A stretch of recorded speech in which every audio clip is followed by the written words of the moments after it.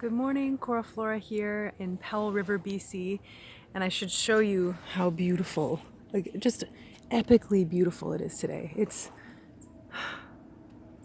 one of those really beautiful, luminous, magic mornings that I can't help but connect. And today I felt inspired to make a video, for one, because I miss making videos and I love the feeling of bliss, inspiration, and joy that I get out of doing them. So even though, oh my god, a sea lion! I love this place. Even though this camera may not be the fanciest, best camera, although I would love a better camera very soon, sometimes you just gotta start where you are and flow with what the manifestation of the universe, of God, Spirit, Source's love for you has, and then just appreciate it, flow with it, and then see what happens.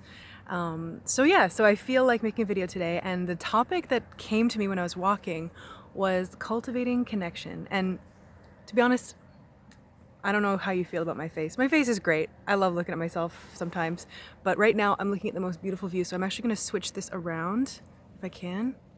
Okay. No, I can't, but I could maybe go like this and get both. So I'm really thinking about cultivating connection. And by that I mean a divine connection, but also connection in all life. That feeling of being inspired, that feeling of authentic union, that feeling of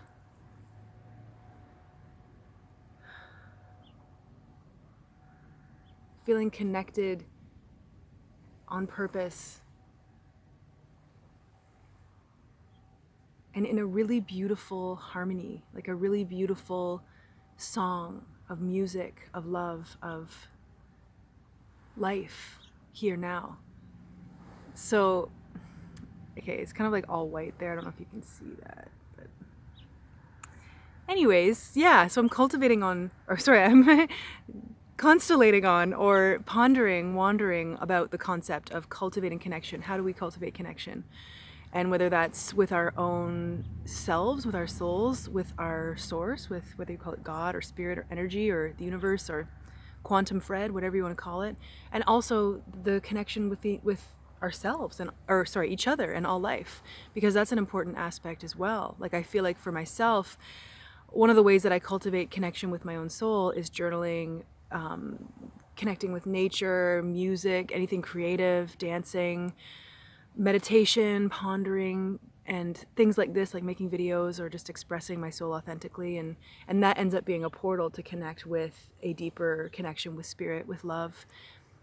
Also following my inspiration really helps in terms of just letting that fascination guide me in terms of what my soul is seeking. Usually leads me to something inspiring or leads me to something nourishing and connective.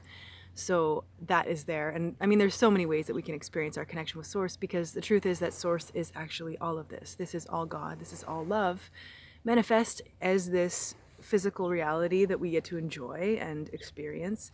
And I feel lately this deeper inspiration, this calling to relax into the flow of it, because I feel like my soul came here with perspectives on reality that perhaps have a lens that is luminous and doesn't feel far from spirit. And I don't know how to describe it, but it's like I feel like deep down, like I just want to create heaven on earth and help other people create heaven on earth, or heaven earth, really, the harmonization of the two even more. And in that soul perspective, that burning desire inside of me, I also simultaneously can often feel really disappointed or annoyed or I